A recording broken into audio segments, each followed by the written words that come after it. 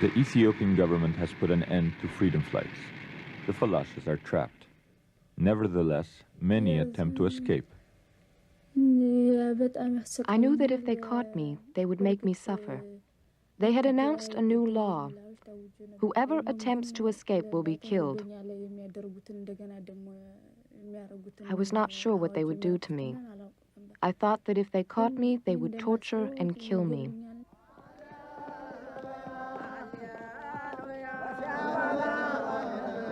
The 1977 airlift was the only official emigration negotiated to bring Phalashas from Ethiopia to Israel. These are the Black Jews of Ethiopia. 3,000 have made it to Israel by diverse and dangerous routes. Each has a story of persecution and flight. Many have endured torture and the loss of family and friends. At the Western Wall in Jerusalem, they celebrate the return from Babylon. This ancient ceremony, lost to the rest of the Jewish world, is called Seged. This unique community and its supporters charge that Israel and the world Jewish community watch in silence while Phalashas die. Israel denies this. Many call the denials a cover-up. I think the leadership of world Jewry is involved in this cover-up. Either they are not being told or they are told and do not want to indicate that they know. And if we remember in the Holocaust, the excuse was that we did not know, how could we do anything? Well, now they do know. We send return receipt letters with all kinds of documents. So we know that our leadership knows today. So there's no excuse for them not doing anything. And history will record this. You're telling me that after the Holocaust there's a quota on bringing these people to Israel? Yes, I think there's no question that there's a quota. There is a quota on bringing them into Israel, and that is a quota that is a policy of the government of Israel and the politicians, and they are keeping a secret from the rest of the world Jewish community, and it's a disgrace. Absolutely, unequivocally no. The story of my legal occupation is such that I always have to find motivation for such a dastardly charge. I can find none with respect to the American Jewish community, and I can find none with respect to the Israeli government.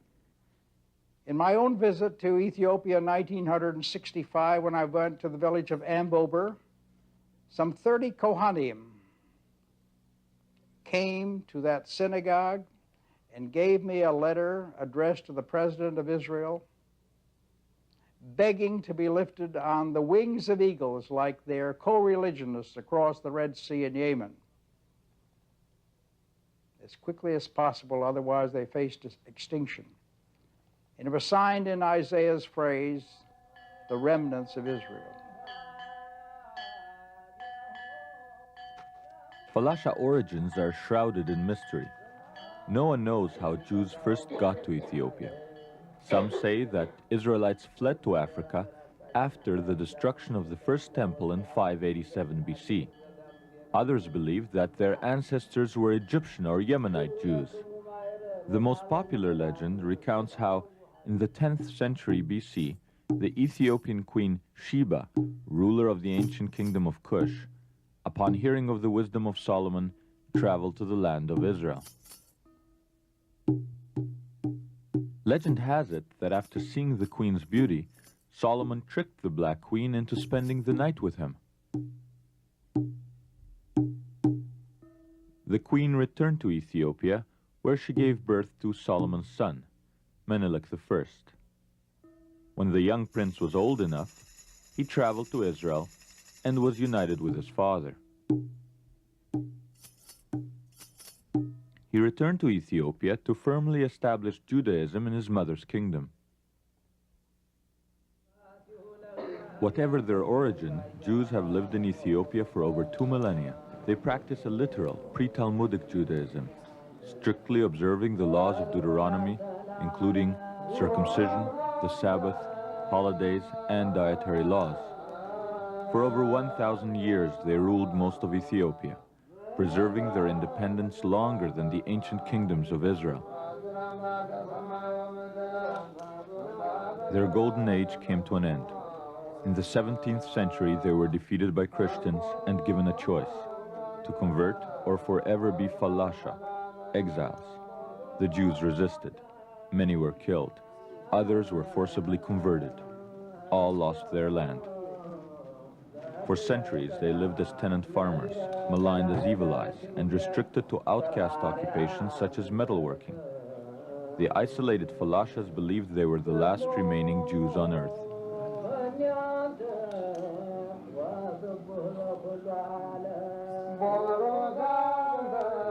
This archival film was shot by American author Meyer Levin during the reign of Haile Selassie, Lion of Judah, King of Kings, who ruled over feudal Ethiopia for 49 years. Selassie did not change their second-class status. They were, however, free to practice their religion. Each village had its own synagogue. This synagogue is now padlocked.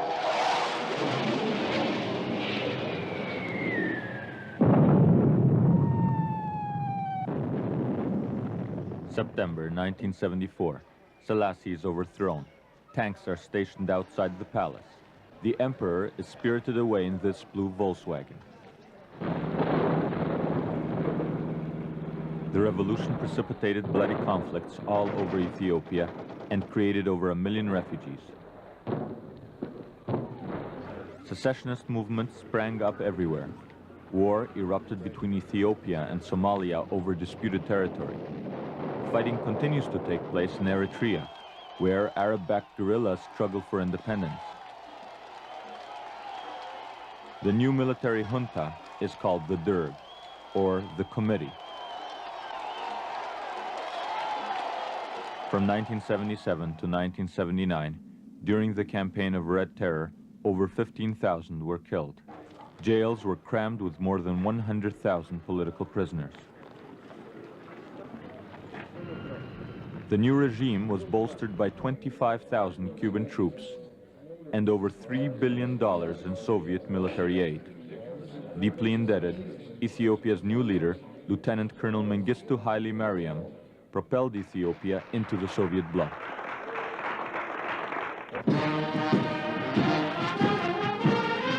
By the fall of 1982, when we surreptitiously shot this film in Ethiopia, the Derg controlled most of the country. Mengistu is seen here reviewing the elite of Africa's largest army with Yugoslavia's president, Peter Stambolic.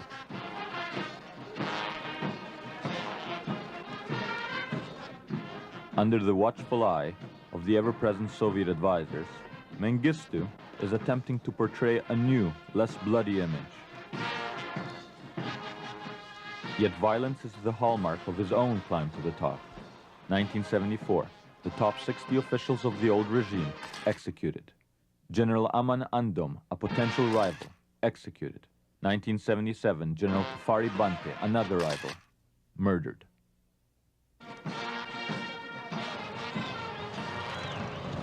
Under Mengistu, an uneasy balance now exists between politicians who wish to liberalize Ethiopia and the military, unaccustomed to a free press. Both sides are attempting to change Ethiopia's image from revolutionary battlefield to a stable Marxist state, forging a new national communist identity out of its diverse ethnic communities.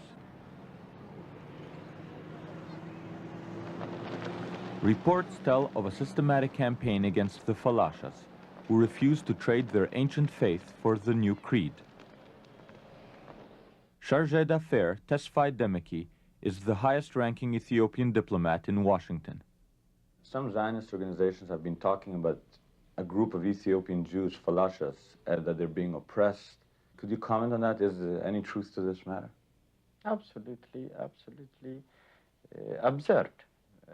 Conversely, you see, under the feudal regime, the Phalashas were a certain religious group that pursued the Jewish religion in the Gondar area of Ethiopia, who were obviously, under the feudal regime, denied the ownership of land. But like any of their compatriots today, Phalashas are entitled, like I earlier told you, to 10 hectares of land. They have the freedom to exercise, develop their religious practices, and are as well as other Ethiopians. Symbols such as the Star of David and the Lion of Judah persist, reminders of the deep roots of Judaism in Ethiopian civilization. At the former Haile Selassie University, now called Addis Ababa University, government spokesman Professor Tedessa Tamrat echoes Demeki's position. You know, one of the first things that the revolution did was to give religious freedom to everyone, to effectively separate state and church. And there is no oppression as far as religion is concerned. Surprisingly, Leonard Seidemann, director of HIAS, a major American Jewish organization, sides with the Ethiopian government on this issue. The report that I read, that I'm giving the most credit to, is the one that says that they can freely practice their religion. So you feel that Jews are free to practice their religion in Ethiopia today? Yes, I think so. Jewish organizations who say that Phalashas have religious freedom simply do not know what they're talking about. And I'm not suggesting that they're lying. They have just been badly misinformed. We've heard a lot. We spoke to the Ethiopian... Barbara Rybakov, confused by contradictory reports and determined to find the truth for herself, joined the first group of Western tourists since the revolution to make contact with the Phalashas. Is it true? From what we saw, it is very difficult to be a Jew in Ethiopia. The Jews are poor. They have traditionally been discriminated against. Although it is true that the revolutionary government has given them land, they have not been able to keep that land in many places. To practice your religion freely means to have the ability to learn about it. Teaching Jewish studies, learning Hebrew are forbidden in Ethiopia. Under those circumstances, you cannot say that the Jews have religious freedom. One thing must be realized here, that is, Phalashas are Ethiopians. They are proud of being Ethiopians. They want to live like Ethiopians. They want to share the hardships, the benefits of their compatriots. They are Ethiopians. They want to remain Ethiopians. They want to die Ethiopians. You go and talk to them. Taking up the challenge, we traveled 10,000 miles to Gondar province, where the last of the Phalashas live, to try to discover the truth. The Phalashas live here in the Simien Mountains, near the legendary source of the Blue Nile, Lake Tana's Tissisat Falls.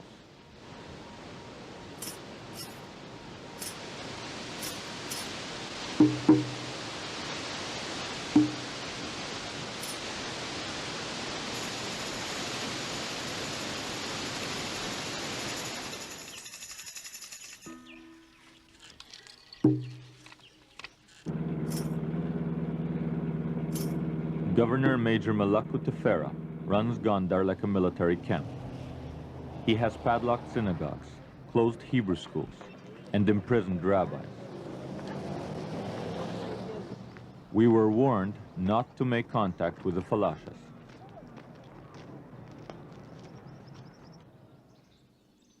Unique in all of Africa, Gondar's medieval castles dominate the city. At that site, our appointed guide, Worku Sheru, explains his government's rationale for banning contact between the Phalashas and Westerners. See that when people make something out of them and they are quaint, they are interesting for tourists, and they like to see these. On the other hand, we would like these people to abandon these bad habits. And it's because of that that you're not allowed to go visit and film their village. En route to the Simien Mountains, the guide became agitated as we attempted to film Phalashas out of the Land Rover. You know, guys from the West, you have a fixation. I don't have a fixation. You do? No, really, let's go. Let's risk it. You know, I don't have a... But if you lose all this film, and you know, you have to be cool. Just like as you want this, you must be ready to lose your film. This, you must be ready right now. What, and how would it happen that we would lose the film? You would lose it. That's certain. Why? I mean, it will be confiscated. It will be returned to you after security went all through it and see that there are no shots of Phalasha. Yeah. And you think that someone would find out if we'd gone to... It's certain. It's certain. That I don't doubt. I'm sure, you know, you must realize, you know, this is all... We're only 2 kilometers from Denmark. And I bet you they already know we are here. Listen, I'm not trying to stop you from going. I'm not to frighten you, but you must be ready to take what is. The consequences. The consequences. And anybody who can take the consequences is free to, even break laws and do whatever. But you have to be cool when it comes to consequences. Yeah.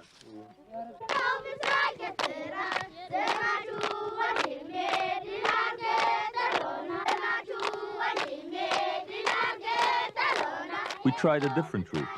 We realized that Falasha children living in this region would be attending state schools. We stopped at one such school and spoke to the teacher. The religion of most of these students. Christianity. Christians, they are following the religion of Christianity. But there are some that are not Christians. Yes, there are rare of the students are not following. Yes, some rare students are Jews. Are following the religion of Jews. Jews. How many Jews would there be amongst these? This school? In this school, there are some 7 or 10 Jewish students. And where do they live? Where do the Jewish people live? They are living around. The Jews are living all around this community. Do they live in separate villages, or are they all together? They are separated. They are not separated. They are mixed socially and politically with the people. The teacher pointed out this young Jewish girl who was now wearing a cross. Marxist-Leninist texts, revolutionary doctrine, and military training all form part of the curriculum.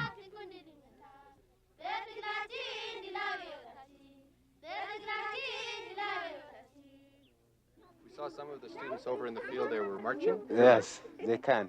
They can march in military working like the Russian or the Cubans were marching.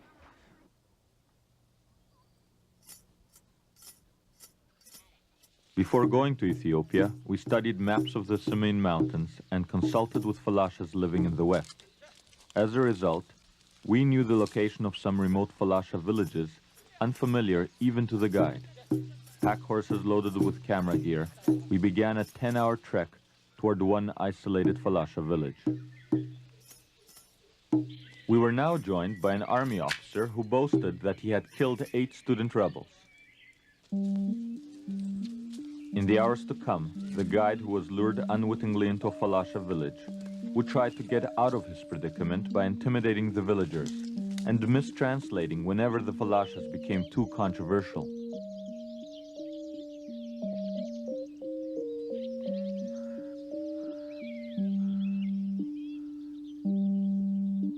There it was. Fearful of the government officials, the Falashas would answer evasively, at first even denying having heard of Israel. Often a gesture revealed more than the spoken word. Everyone was nervous as the interviews were conducted in a village that officially should never have been entered.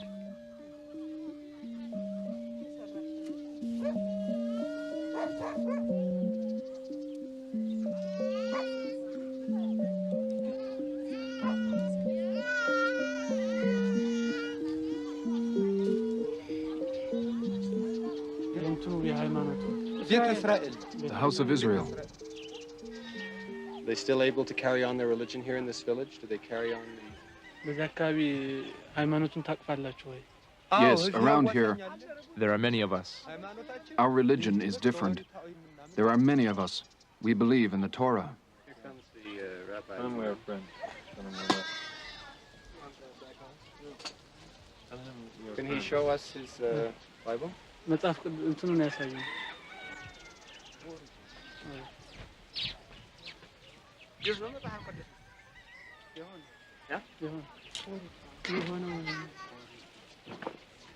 How long have they been living here in this village?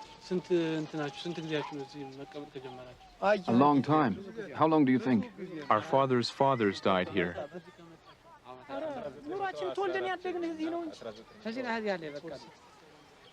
67? Yes, 67. Are they happy living here? Do they enjoy living here? Yes.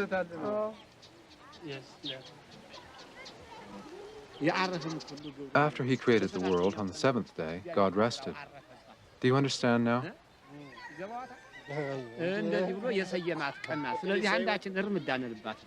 Now we are having a little discussion here about the Old Testament, and he was saying, I was telling him that there are some people who go by the New Testament but don't have the same habits they do, and I was saying they have improved some, and he was saying that's not good, and he gave the for example the Sabbath.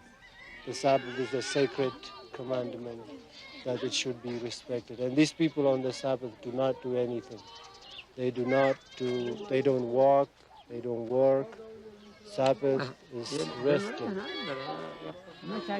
Do they have much contact with other Jewish people in Ethiopia? Do you have contact with other Phalashas in the area? What kind of contact? We do have religious gatherings. Yes, we do get together. Yes, we do have our reasons for getting together. We get together for special occasions. By the law of the Torah, we get together on Yom Kippur, Sig, Passover. On those special days, when we celebrate those holidays, our Kohen calls us together. Everyone comes together, congregates together, and we study the commandments, listen to the teachings, and do all the special things. Do they like it here? Do they want to go somewhere else? Do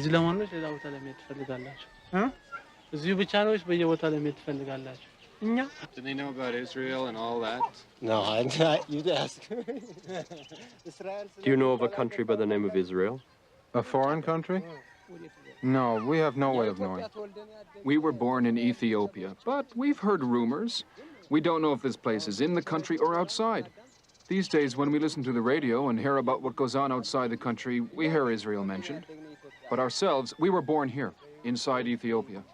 Have heard of it by radio, but they've been born, their forefathers have been born in Ethiopia, and they are Ethiopians, they know of Ethiopia. But now they hear by radio some things about Israel. But they're happy to be in Ethiopia. Are you happy to be living in Ethiopia? Even if you're not happy, you haven't got a choice. What can we do? These people think you have a connection with Israel. But you are Ethiopians, whether you like it or not. This is your country. Yes, yes, we are just simple people. We don't know about these things. Our fathers died here. We are already old. We will end our lives here too. He says, you know, their forefathers' roots have been rooted here, and they have grown old here, and this is the country they know. Has it changed for them since the revolution? Has it got better for them here? Has it become better for you since the revolution? Sure, the new laws are good. For example, the law concerning land distribution and the laws concerning equal work opportunities. But the peasants' associations, which were set up to implement these new laws for the benefit of the poor, have not done so. And we are still suffering. We are suffering. The hunger, the many problems, the anguish is still on our shoulders. We still carry the burden. It's the peasants' associations which refuse to implement the new laws when it comes to us. Do you think you'll ever leave Ethiopia? Man does not follow the path of his own thoughts. It is the will of God that determines his destiny. The path God chooses for us, you can be sure will be the right one. It's extraordinary they've been able to keep this religion, which is rather very old-fashioned. Our fathers, it comes down from our fathers. We are strong because of our religion. We don't want to break the commandments. We are prisoners of the Torah. Are they also doing the pottery and selling things to tourists like we see, like we've heard about in other? Yes, the women and all of us work hard. We work hard, but they take it from us without paying. What do you mean without paying? You give it for free? Free? No, we work hard with all the effort we have, and then others take it. They don't leave us anything. If they pay us very little. To say that you work for nothing, that's not good to say. There's a peasants' association. If they hear about this, they will take some action. There is a peasants' association. There is a local governor working on these problems. Forget about the peasants' association. All they care about is themselves. You shouldn't say such things. They supply all the iron work, the iron tools. the pottery, household goods, and weaving for the people around here. And that is now supported by a new hope, which is they can harvest with farming too, but that they still do that. While the guides were distracted at one end of the village, some of us had a few moments alone with the Phalashas. Immediately, one young man took out an outlawed book from Israel and showed us that in the isolation of the Simeon Mountains, he has taught himself to read Hebrew.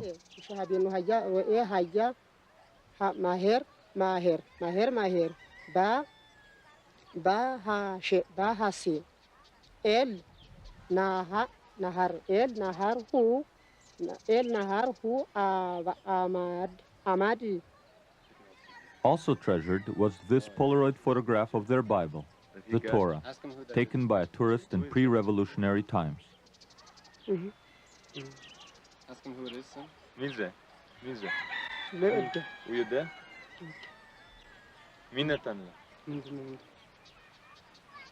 Torah? Torah. Yeah. Hello.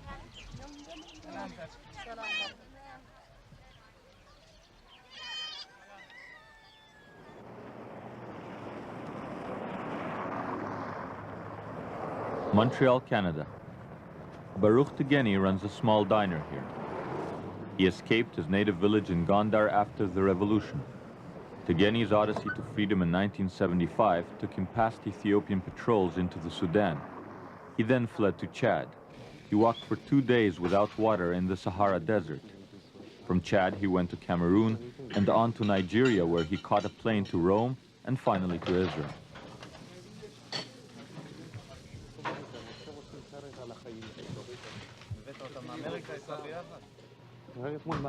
When he tried to involve Israelis in the rescue of his people, he was told that rescue would be impossible. Frustrated, he came to Canada with his Canadian-born wife to raise support in America for the Phalashas.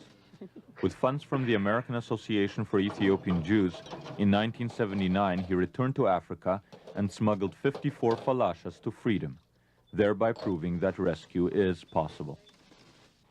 Do you think that the situation has changed at all since the revolution in villages like that?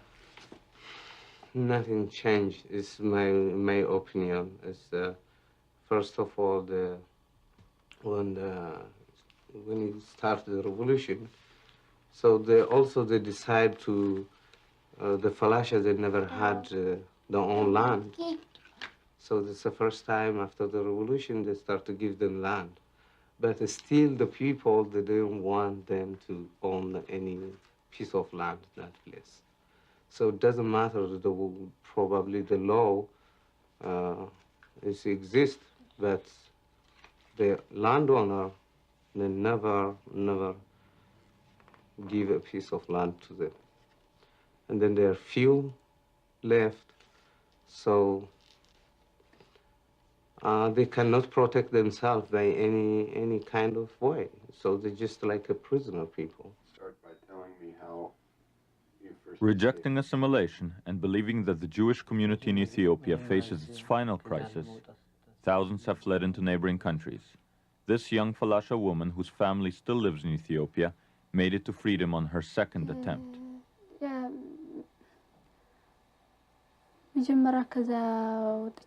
When I first thought of leaving for Israel, I didn't think I'd have problems along the way. I traveled a long distance over many roads. We were robbed by bandits along the way. Our legs were scratched and cut by thorns. We had blisters on our feet and we were hungry. It rained all the time. We came to a small village. Nearby, there was a big river. When we tried to cross it, we were caught. At first, they slapped us and kicked us. Then they put us in this place where they beat people. They have irons with screws that you can tighten, like this. After that, they put a stick between our legs with the point under our chin. Then they lifted our legs up until we were upside down. They tied our thumbs with leather, put them over our heads, and tied them back there. Then they started to beat us with a metal bar. We started to scream.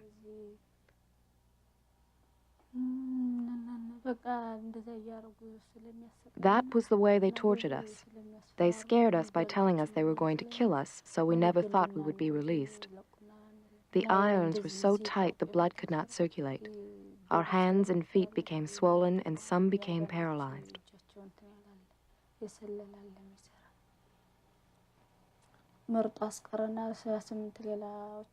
Governor Malaku warned us repeatedly not to attempt to escape again. Then he said, "You can go, but if you are caught trying to escape again, you will die." What is the government's policy in terms of immigration, leaving Ethiopia? There is no general rule that prohibits individual Ethiopians to leave the country as long as their cases are legitimate. Ethiopians are permitted, there is no restriction to leave the country if they wish to do so.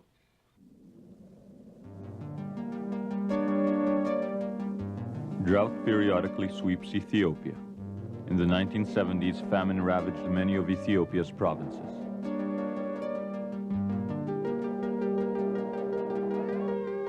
Hundreds of thousands died. This archival film was shot on the Ethiopia-Somalia border. The people who suffer most are the refugees who have fled war, tyranny, and poverty. In the spring of 1983, famine shifted from the Somali border to the provinces of Wallo, Tigray, and Gondar.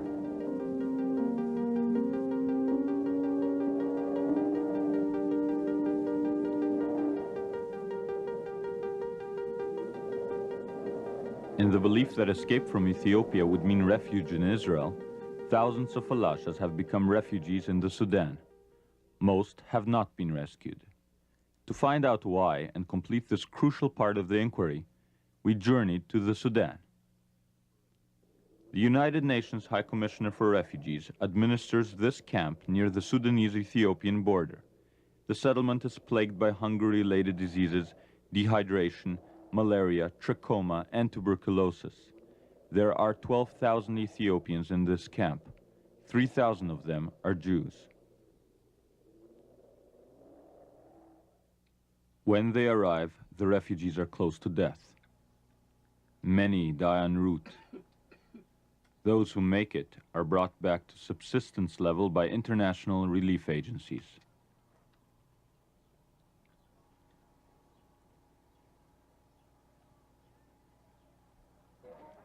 Ironically, the Jews have fled persecution only to encounter even more of it here. Unwilling to be photographed, they disappear into huts. They are afraid to be identified as Jews. Age-old prejudices persist. Superstitious refugees believe that it is the Falashas' evil eye that causes suffering in the camp. Many have turned on the Jews. Caught between hostile neighbors, certain that Israel will soon save them, the Falashas wait. Their numbers diminish daily, a result of violence, hunger, and disease.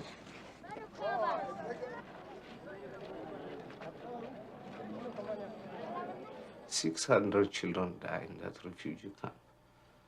Women, children, don't have food. They don't have medical treatment. They try, you see, they try to reach to Jerusalem, and they didn't get it. 600 children. Who's talking about them? Who cares about them?" Where the White Nile meets the Blue Nile, Khartoum, capital of the Sudan. A poor country chafing under the burden of hosting hundreds of thousands of refugees. We came here for two reasons. First, Israeli officials claim they cannot help Falashas because Israel has no diplomatic relations with this Arab country. Second, Jewish organizations in America say that the Sudanese put obstacles in the way of refugee aid. Sitting on the left, First Vice President of Sudan, Omer Mohammed El-Tayeb, and on the right, Ambassador to Washington, Duner Sabe Aissa. We asked them whether there was any truth to these allegations. No, there is no grounds for this at all. On the contrary, we have been cooperating with all voluntary organizations in the United States and through the United Nations in trying to facilitate the departure of any refugees who found another homeland. Their springboard is the Sudan. Some of them have crossed the border to Israel. Some of them went to Rome. Some of them go to England. And we certainly would be happy to share with any friendly country this burden. It is a burden on the Sudan. It's a burden on in our economy. And certainly would very much like to see voluntary repatriation of refugees, either to another land or to their country if situations make it possible. We hope the West will help in receiving some of these refugees, as the ambassador said before, and this will help them for their future. In the Sudan, we are very flexible if they want to leave the country for any other country, especially the West, where they can find better life, good future. Definitely, we will help them, and there are no any obstacles against that. The case of the Phalaschi Jews was they wanted to be repatriated directly from Ethiopia into Israel. We did not actually want it to, we didn't want to be party to that, but we welcomed them as far as being refugees. If they cross the border into the Sudan, we welcome them as refugees. If from the Sudan they can arrange to go to wherever they want to, we will be happy to facilitate that to them in as much as politically is feasible for us. But as a whole, if these refugees cross the border in the Sudan, they will have the same treatment, humanitarian treatment that other people had. From then on, if they can make their own contacts and be repatriated to another country with which we have diplomatic relations, we welcome that. If they depart to another country with which we have relations, and from then on go somewhere else, it's their business, we will not interfere. But somewhere else you mean Israel? Yeah, wherever. I know they go to Israel. As a matter of fact, there are a number of Ethiopians that I met in the United States, and their route was they crossed the border into the Sudan. From the Sudan, they went into Israel. Not directly, of course, because there are no flights, but they probably have gone into some other country. From that country, they went into Israel, and from Israel into Rome, and from Rome into the United States. New York City, headquarters for the Jewish refugee aid organization HIAS. The Sudanese say the Phalashas can go. Leonard Seidemann argues that helping Phalashas would compromise secret Israeli rescue operations. Are you saying there is no role for HIAS to play in the refugee situation of Ethiopian I would say Jews? the role we're playing in the political field is the role that to which we've given the greatest priority. I'm asking, is there a role for HIAS to play in the refugee situation? We are playing that role. And what role is that? Staying out of Israel's way? No. That's not the way to put it. We are endorsing the fact that what they are doing is the correct approach. But what I'm trying to get to is not what you're endorsing, but what you're doing. We are working in the political field. No, I'm talking about the refugees. Well, the political field is on behalf of the refugees. What do you mean then by political field? Have governments try to have the United States government try to influence the policies of the governments involved, which make it difficult. Which governments? The Sudan, for example. So you're trying to influence the Sudan government? As well as the Ethiopian government, both. We spoke to the vice president of Sudan, and he said that they are putting no obstacles in the way of any refugees getting out, and he mentioned Phalashas specifically. Well, that's the first time I ever heard that. I never heard that, and I would be glad to try to take it up, to pursue that. That's an interesting piece of information you're supplying to me, and if I take the details of that, I would try to pursue it. But surely if you're already involved in diplomatic and political effort, you would have already approached the same people we interviewed. Our approaches did not produce the answer that you just told me you received. You spoke to the vice president of Sudan? No. You spoke to which Sudanese officials did you speak to? I was in Khartoum myself for several weeks, and I spoke locally. To? I can't mention their names.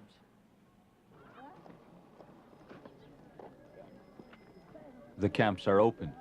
Every day refugees depart for new lives elsewhere. Yet no one sponsors the Phalashas. The principal reason given for not helping Phalashas is that everything is being done to save them by undercover means. In an unprecedented interview, two Mossad, or Israeli Secret Service operatives, say this is not true. I was an operative for 10 months.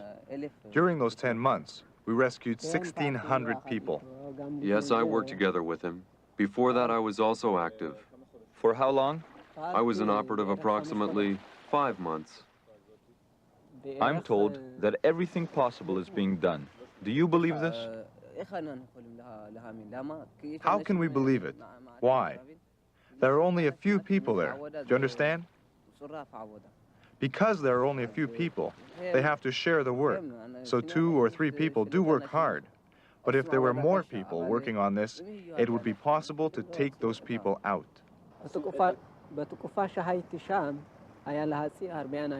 During the period I was there, it was possible to save a lot of people, even in a single day. Yes, there was danger, but even with danger, one can also work hard and save many people. Have you made any efforts to reach those camps, identify and save some Jews? Well, I explained earlier that there are efforts which are going on which we endorse, and so we don't get in their way. How do you think the ones who have reached Israel already ever got there? Have you brought them to Israel? No, it was not our operation, but it's an operation which we endorse. But during the years that you said that nobody was getting out, what was Highest doing? I'm not able to answer that. Hello. Yes. Nate Shapiro is president of the American Association for Ethiopian Jews. Okay. All right. From his home in Chicago, he has initiated several attempts to rescue Phalashas. Has your organization saved people?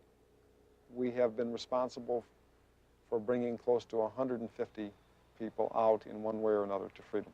The response by the government of Israel has always been to bring out many, many more very quickly, and we hope they continue to.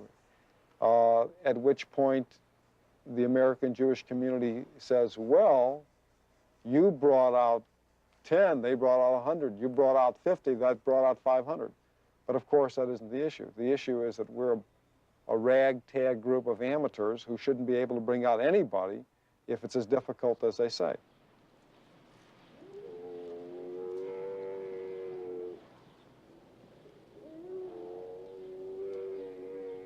In the Sudan, we were filming outside the camp when a young Falasha tentatively approached us. He was afraid of being identified as a Jew by hostile refugees and unwilling to lose this opportunity of sending a message to the world generally and to his uncle in Israel specifically. Later, he came back and spoke to us.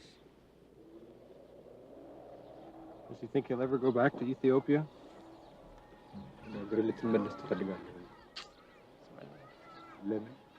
Never. I'm not going back, because it's not just me. Even our brothers inside Ethiopia. I wish they could get out. They are sitting on a fire. This non-Jewish former guerrilla of the anti-Mengistu Ethiopian Democratic Union corroborates these sentiments. The Phalashas live a miserable life. On the face of this earth, I do not believe there is anyone who leads a more wretched life than they. They flee Ethiopia because they are labeled evil eyes and branded as sorcerers. They are landless and ostracized. Worse still, they come here to the Sudan, leaving their way of life behind them in the hope of finding freedom and safety. Instead, they have fallen into the hands of people who consider them enemies simply by virtue of their name. They are considered less than humans, dogs. If they feel like it, the locals kill them. Once, near the border, they murdered 15 Jews and buried them in a mass grave. It's enough to make you cry. People of Israel, if you have compassion, you will save them. If you cannot, tell the world to save them. The way these people are living is shameful. And the shame is on you too, because they suffer in the name of Israel. They are tortured and degraded in your name. And your failure to show concern is a disgrace. It is in the name of Israel that these people die.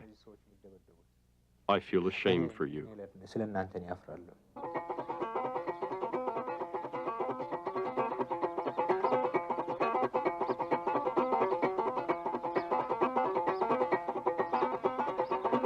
The young Falasha refugee requested that we film him singing a song he had composed, a cryptic poem about his yearning to see the skies over Jerusalem, to see the surviving Falashas brought to Israel before they all die.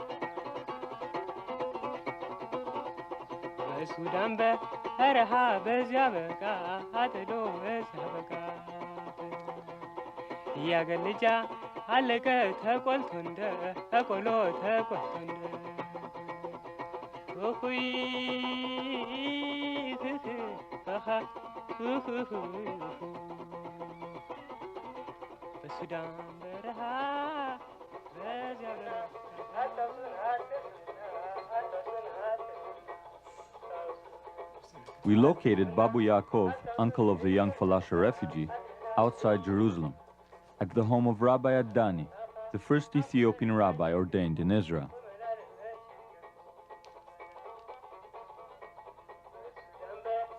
Since his nephew fled to the Sudan, Babu did not know whether the boy was alive or dead. He said, remember us, don't forget us. We are in their place where they live, and the situation is very hard. As he said, like how do you say that? Corn. Like a corn in the fire.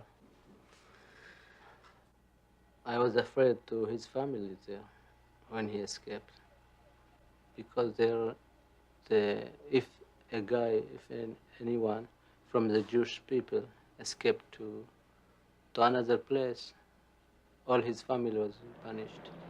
I think it is a message, just in another way. What is the message?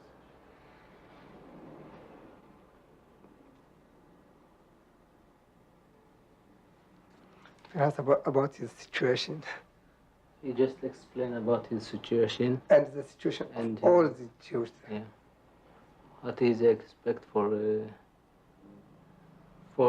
Israel to do. He just say, we are very difficult here. We're just going to die. After the song, the family listened to a personal message sent by the young Falasha refugee. Save us, how we suffer. We find people with cut off hands, cut off legs, cut off heads. We don't even know who killed them. We couldn't piece together a single body for proper burial. Our history is drenched with blood. Save us. We want to fulfill our common destiny with Israel. Don't forget us.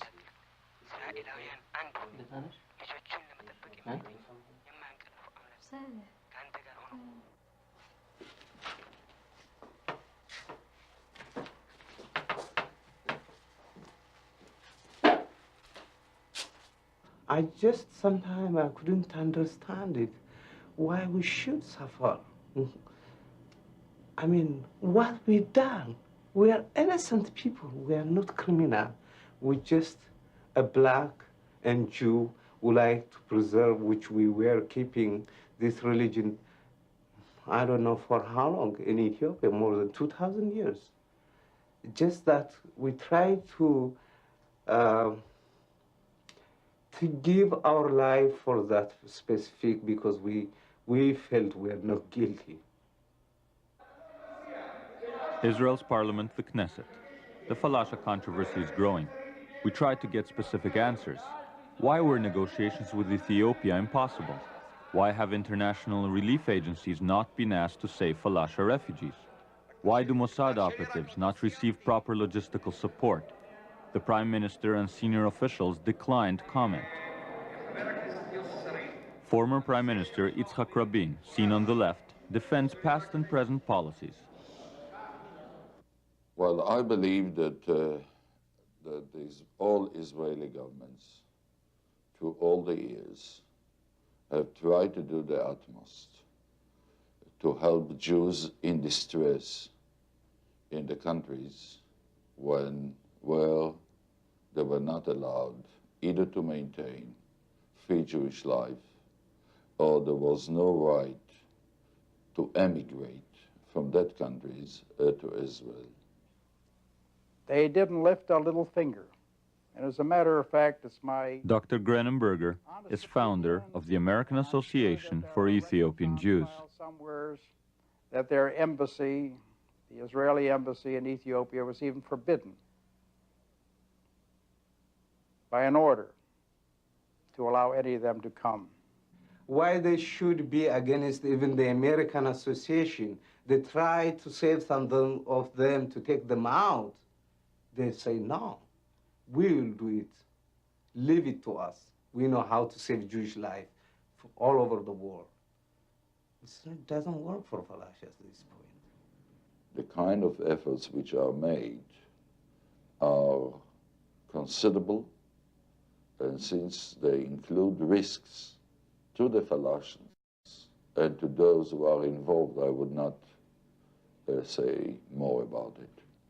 Attorney Julius Berman is chairman of the President's Conference of Major American Jewish Organizations. For many, he is the spokesman for the American Jewish community. The President's Conference has followed Rabin's line and has not used its leverage in America or Israel to influence the rescue of the Falashas. Reports, and of course, when I was in Israel, I had conversations on the subject. Conversations with who?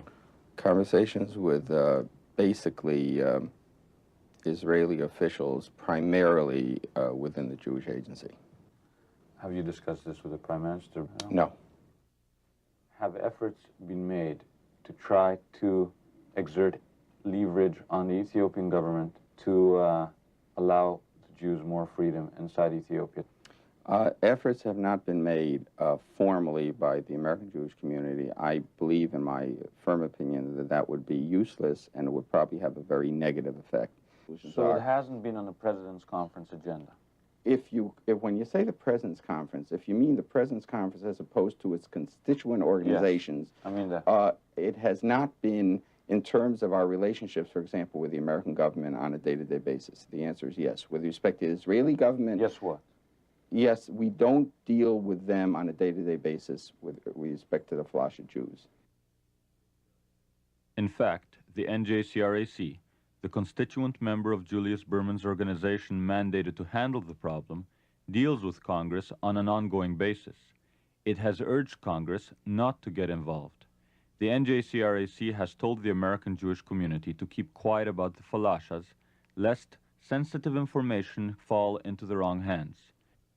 Yet, in a confidential letter circulated on Capitol Hill and sent to numerous congressmen, dated June 29, 1983, the NJCRAC has divulged those allegedly sensitive details concerning Israeli rescue efforts. Precise data concerning the numbers of Falashas rescued from January to June 1983 are provided, including the dates of rescue. The NJCRAC gives congressmen the option of further circulating this information, while instructing them to keep the media and the Jewish public in the dark. Quote, "You may also want to share the essence of the letter with leadership through internal correspondence. However, we ask that none of the statistics be published in the general media, nor in Jewish periodicals. The letter is signed by Robert Schreier, chairman of the National Jewish Community Relations Advisory Council, Committee on Ethiopian Jews. When approached, the director, the chairman, and officers of the NJCRAC committee refused to comment on this issue. When people come here from Israel and tell us to keep our voices quiet, when the material is censored in Israel itself and has been until this very day, how can anyone get active? When, if you speak out on their behalf, you're labeled a kook and the blood will be on your hands, how can any possible effort be made to form an organization to help people when help is equated with quiet? And in reality, quiet, of course, is their death. Public statements about Falasha Jews may be of detriment to Falasha Jews. The Ethiopian Jews have lived and died in silence for a very long time. That's no longer possible, and it's not necessary.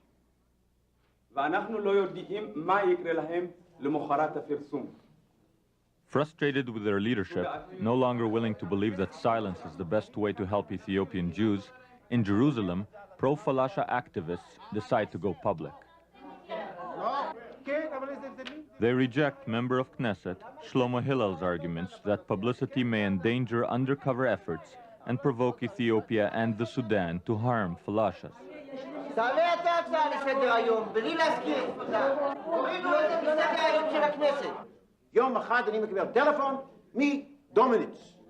Greenfield, if they continue to talk in America, it'll be on your head, all the Jews that don't get out. Last year, for 6 months, people were rescued. Month after month, they saved Falashas. Only after they publicized the matter in America. Can we take credit for saving them? Of course not. We can't take credit for pressuring the Israeli establishment to do the job. And all this talk about silence is worthless. Now that there's media everywhere, we try to keep this matter secret. That's ridiculous. We're making fun of ourselves.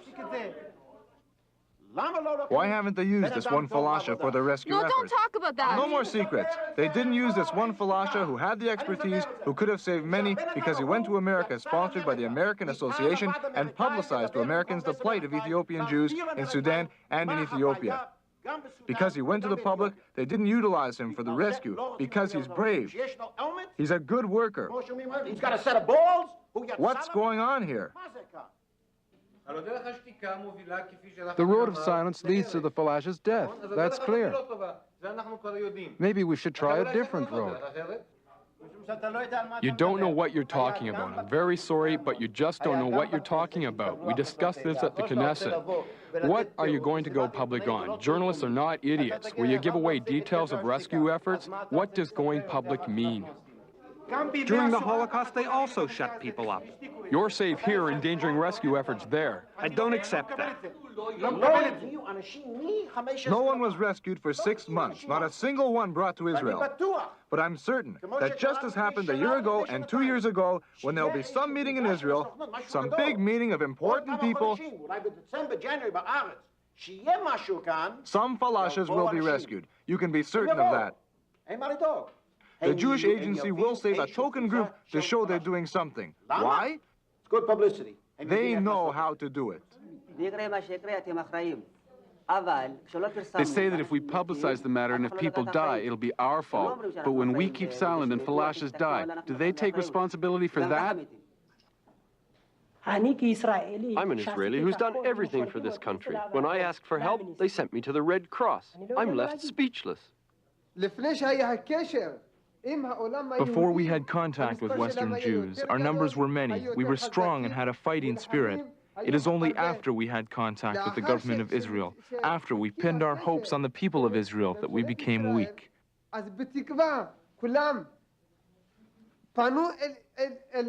When we believed that Israel would come and save us, I really mean save us. They're still waiting over there for an airplane to come and scoop them up to safety. They're still waiting as their numbers diminish and they disappear. This man you see here in the picture, he's no longer freely practicing his religion. His situation has totally changed. If we keep sitting here, talking and doing nothing, by the time you move to save them, there won't be any Jews left there. They'll be either dead or forced to assimilate. They will have chance to show their culture and like other Ethiopians when they accept that they're Ethiopians. But it is not good for anyone to think that there's a Jerusalem somewhere. That's just is not healthy. The sooner they abandon that, the better for them and for everybody else. Why would Israel forsake the Falashas who have not forgotten Jerusalem? Babu's story may provide part of the answer.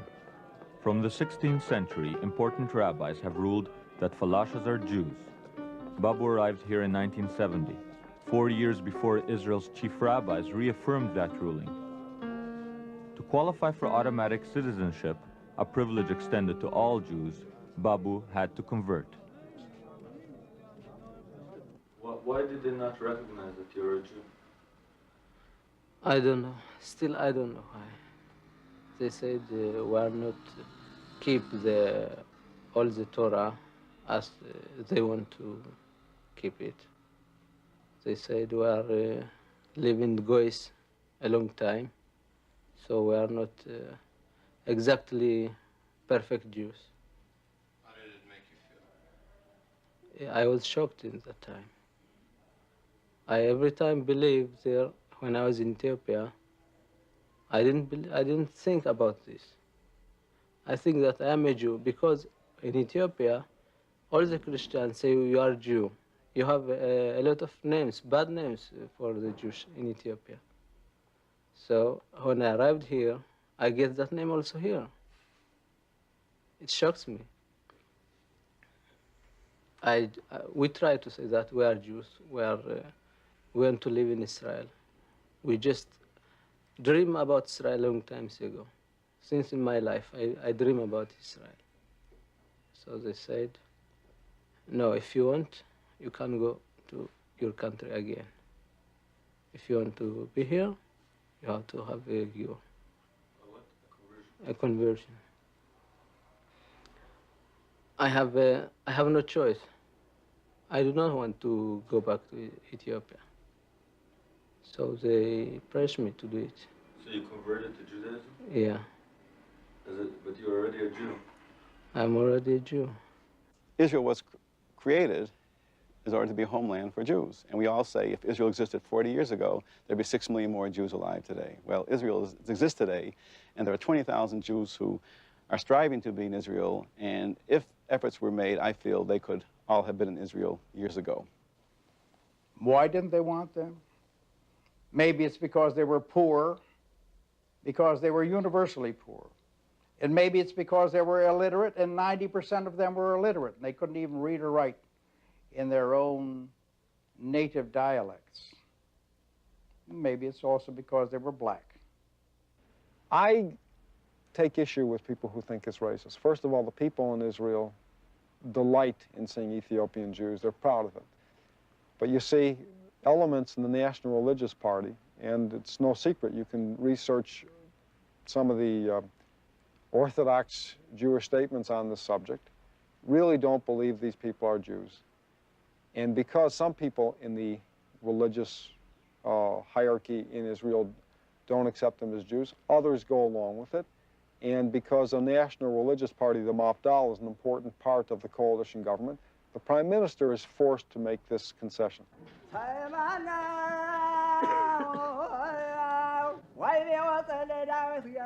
The religious factor may not provide all the answers.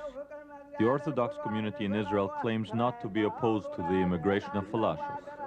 Here, at a special ceremony on Mount Zion, Ashkenazi Chief Rabbi Shlomo Goren, in the presence of former President Yitzhak Navon, addresses a Falasha rally designed to mobilize support for stepped-up rescue efforts.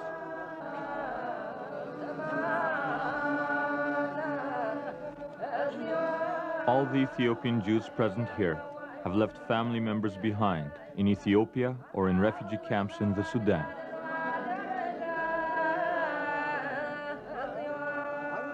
ועלינו It is incumbent upon us to do everything within our means to save them. And we are doing it. We did it in the past, we're doing it now, and we will do in the future, with God's help, everything that is in the power of the people of Israel, the state of Israel, the government of Israel, and the Jewish agency, so as to save, in any way possible, the fragments of the surviving community of the Phalashas of Ethiopia. Their foreign policy is conflicting with their obligations to rescue Jews who are distressed. Professor Lenhoff believes geopolitics explains why Israel has not done all it can. They had the so-called African policy started by Golda Meir around 1956, in which the African countries surrounding the Muslim countries were befriended by Israel. And Ethiopia was a prime country there. Now, there's nothing really wrong with this. They brought much good aid, educational, medical, and even military aid to these countries without the strings attached that the major nations like Russia and the United States would bring to these countries. So the black countries, and especially Ethiopia, accepted help from Israel. Now, Israel and Ethiopia have primary interest that Eritrea shall not secede. If Eritrea secedes, then the whole Red Sea becomes an Arab lake. And if this is true, both Ethiopia and Israel lose their route to the Persian Gulf, which neither country could tolerate. So I think Israel did not want to muddy up their foreign policy by talking to either the current government of Ethiopia or the previous government by stating that we're interested in Ethiopian Jews, which would indicate that their government was not being kind to their minorities, and therefore they put their political interests first. 2.5 years ago, a member of the government of Israel came to me, met with me, and told me under no circumstances would they take more than 1,000 Ethiopian Jews per year over a period of 7 years. It is an important problem to... Labor member of Knesset Moshe Shachal believes that social reasons explain why, 40 years after the Holocaust, Israel would regulate the immigration of Jews in distress. These people. Because in the background there is, well, some thoughts in my mind whether somebody, some official here or there believes in regulating the immigration from this part because these people are, if they are going to come here immediately, all of them will bring a problem of how to absorb, how to have them, how to supply the houses and so on. So it is better idea to regulate the immigration, which I cannot entirely agree with. הנה בית ליקה, בו כיסא וגם שולחן, משקפיים עגולות, לי על קצה החותם.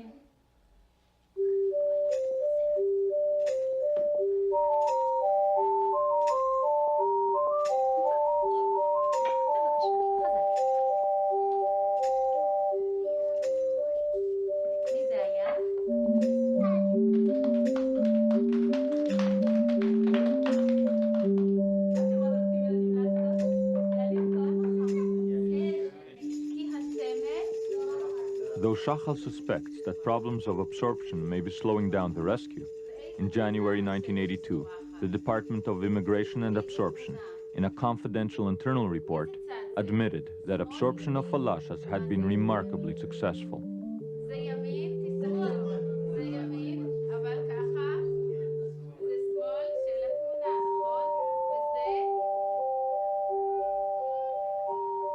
Phalashas bring a little bit of Ethiopia with them. The average Israeli quickly accepts the Phalashas, and they accept almost everything Israeli. Some worry that the absorption may be too successful, and the newly arrived immigrants may lose all that is unique about their heritage. A social worker explains how average Israelis have reacted to these new neighbors. Most of the population in this place are themselves new immigrants from North Africa. And they felt very identified with the population that is arriving, and they felt that their situation was even worse than theirs was when they arrived, and they wanted to help. They came here with a lot of clothing. They came with everything they took out of their own houses, and even the children participated in this It was really very surprising to see even small children coming with different parts of their own clothing and asking if they need help. The teachers that teach them at school and in the kindergarten and in high school, all of them are really amazed at their high motivation. We had a few incidents about this. A few children here at school didn't want to study drawing or other subjects. They said, we didn't come to play, we came to study Hebrew and mathematics, and this is not studies to draw.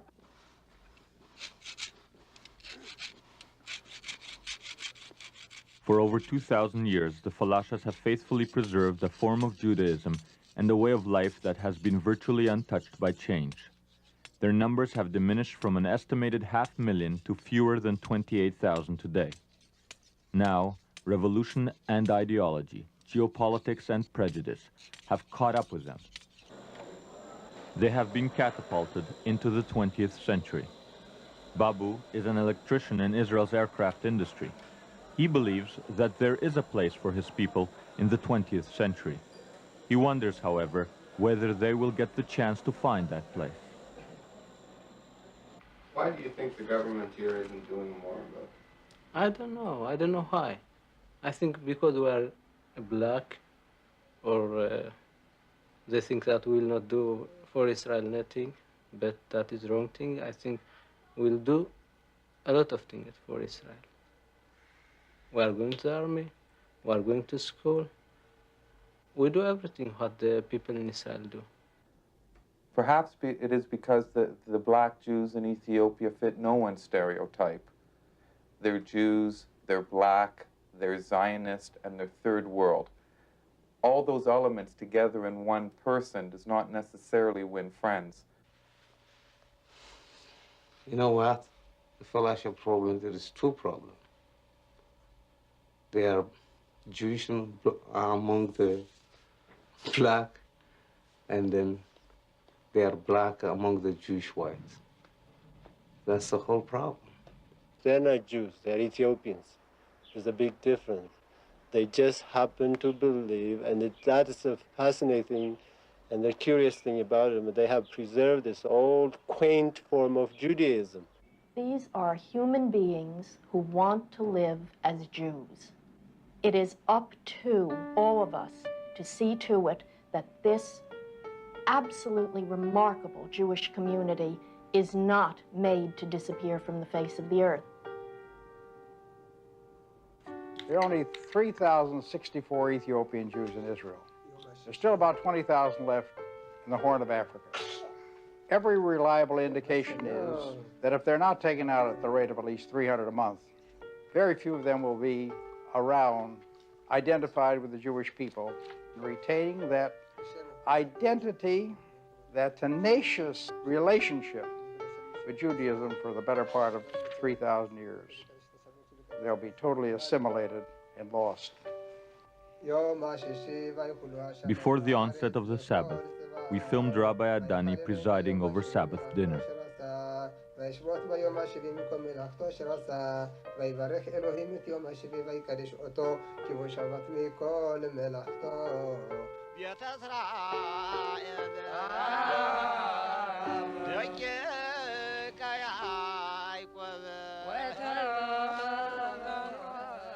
A newborn infant, the first of his line in 3,000 years to be born in Jerusalem, is admitted into the ancient covenant.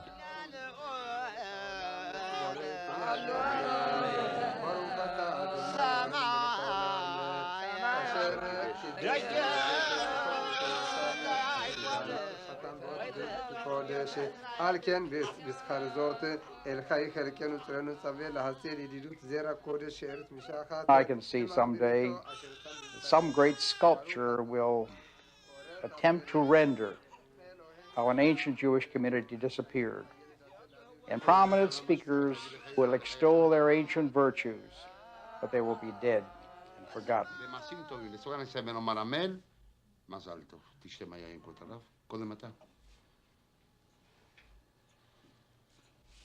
איפה האמא של התינוק? גברתי? מזל טוב, מזל טוב, מזל טוב, מזל טוב, מזל טוב, מזל טוב, אבא.